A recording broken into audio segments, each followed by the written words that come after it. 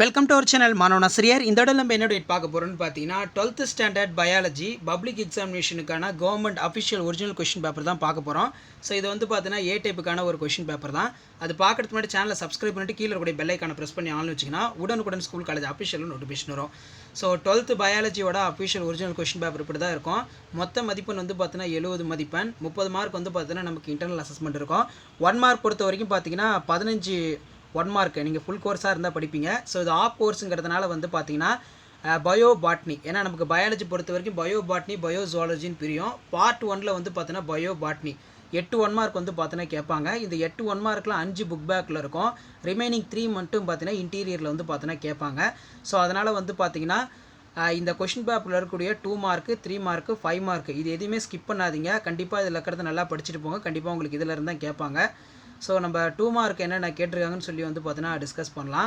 So first 2 mark பொறுத்த வரைக்கும் பார்த்தீங்கன்னா நமக்கு பல்கூட்டு அல்லீல்கள் வரையறுக்கவும். ஸோ 2 மார்க் பொறுத்த வரைக்கும் 4 × 2 8 பல்கூட்டு அல்லீல்கள் வரையறுக்கவும். மரபணு மாற்றத்திற்கு பயன்படுத்தப்படும் வேதிப்பொருட்களின் பெயர்களை எழுதுக. இங்கிலீஷில் பார்த்தீங்கன்னா name the chemical used in gene transfer, define multiple alleles. Next வந்து பார்த்தீங்கன்னா கூட்டு பரிமாணம் என்றால் என்ன, வாட் இஸ் கோ எவல்யூஷன். ஆற்றல் பிரமிடு எப்போதும் நேரானவை, காரணம் கூறுக. Pyramids of energy is always upright, give the reason. இது ரொம்ப ரொம்ப இம்பார்ட்டன்ட். நெக்ஸ்ட்டு வந்து பார்த்தீங்கன்னா முதல்நிலை அறிமுகப்படுத்தலையும் இரண்டாம் நிலை அறிமுகப்படுத்தலையும் வேறுபடுத்துக. Difference between primary introduction from secondary introduction. அடுத்து பார்த்தீங்கன்னா நமக்கு மனித ஆரோக்கியத்திற்கு காரணமான உடல் நீர்மங்களின் பெயர்களை தருக. Name the Homer's are responsible for health in human beings. So இந்த கொஷின்ஸ்லாம் நல்லா படிச்சுக்கோங்க. இந்த 2 மார்க் எதுவும் ஸ்கிப் பண்ணாதீங்க. இது எல்லாமே நமக்கு ரொம்ப ரொம்ப முக்கியமான 2 marks.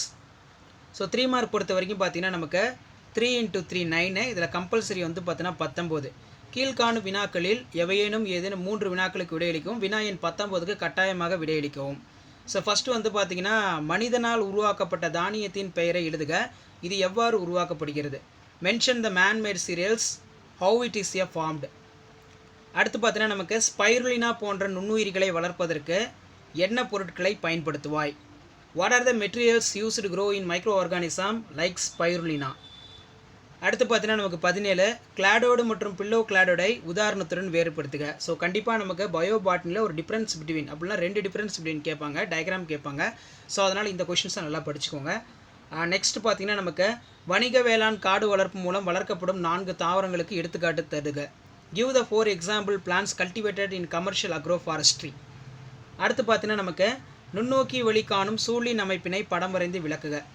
Draw the diagrammatic structure of ovule and label parts. ஓவியலோட டயக்ராம் தான் வந்து பார்த்தீங்கன்னா கேட்டிருக்காங்க. ஸோ இது நமக்கு வந்து பார்த்தீங்கன்னா புக் பேக்கில் இருக்கக்கூடிய 5 மார்க் கொஷினை 3 மார்க்கில் கேட்டிருக்காங்க. ஸோ இந்த கொஷின்ஸ் எல்லாம் நல்லா படிச்சுக்கோங்க, ரொம்ப ரொம்ப important.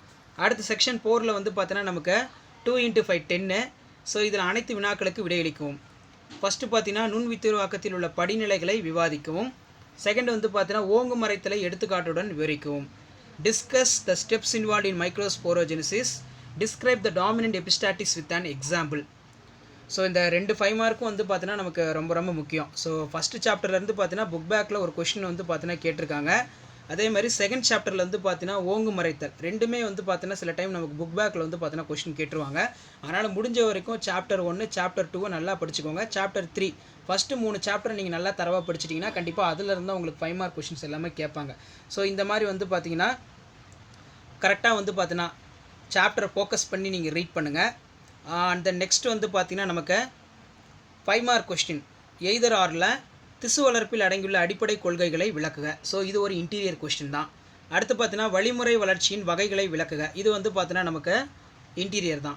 Explain the basic concept involve in plant tissue culture. Explain the type of suggestion. So bio botany பொறுத்த வரைக்கும் இதுதான். அடுத்து பயோ ஜுவாலஜி. ஸோ நீங்கள் பயோ பாட்னி அதே மாதிரி பயோ ஜுவாலஜி தனித்தனி ஆன்சர் ஸ்கிரிப்டில் தான் வந்து பார்த்தீங்கன்னா எழுதணும். ஸோ இந்த இன்ஸ்ட்ரக்ஷன்லாம் ஆல்ரெடி பார்த்தீங்கன்னா நம்ம வீடியோ அப்லோட் பண்ணியிருக்கோம். ஸோ அதன் அடிப்படையில் வந்து பார்த்தீங்கன்னா நமக்கு பயோ ஜுவாலஜி அப்படின்னு நம்ம எடுத்துக்கிட்டோம்னா இதுலேயும் 8 1 மார்க் வந்து பார்த்தோன்னா கேட்பாங்க. இந்த 8 1 மார்க் பொறுத்த வரைக்கும் நமக்கு புக் பேக்கில் இருந்தும் கேட்பாங்க, அதே மாதிரி இன்டீரியர்லேருந்தும் கேட்பாங்க. 5 வந்து புக் பேக்கில் வந்துடும், ரிமைனிங் 3 மட்டும் இன்டீரியர் சைடில் கேட்பாங்க. ஸோ அதனால் இந்த 1 மார்க்லாம் நல்லா பார்த்துக்கோங்க. மெயினாக நான் அப்லோட் பண்ணக்கூடிய 12th ஸ்டாண்டர்ட் பயாலஜி பப்ளிக் எக்ஸாமினேஷனுக்கான அஃபிஷியல் ஒரிஜினல் கொஷின் பேப்பர் எல்லாத்தையுமே வந்து நல்லா தரவு பண்ணுங்கள். இதில் நீங்கள் எந்த கொஸ்டினுமே ஸ்கிப் பண்ணாதீங்க. எல்லாத்தையும் நல்லா படிச்சிங்கன்னா கண்டிப்பாக நமக்கு ப்ரீவியஸ் இயர் கொஸ்டினில் இருந்தால் அதிக கொஷின் வந்து பார்த்தீங்கன்னா ரிப்பீட் ஆகும். ஸோ அதனால் இந்த கொஷினில் நல்லா தரவாக வந்து படிங்க. கண்டிப்பாக இதிலேருந்து தான் உங்களுக்கு வந்து கேட்பாங்க.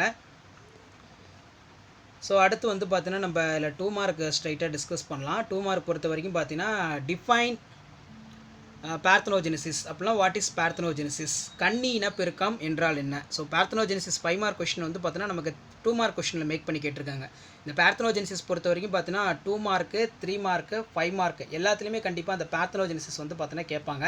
அதனால் பார்த்தனோஜெனிசிஸ் கொஸ்டினுங்க வந்து பார்த்துட்டு கேட்கும்போது கரெக்டாக நல்லா படித்து எழுதிடுங்க, நமக்கு ரொம்ப ரொம்ப முக்கியம்.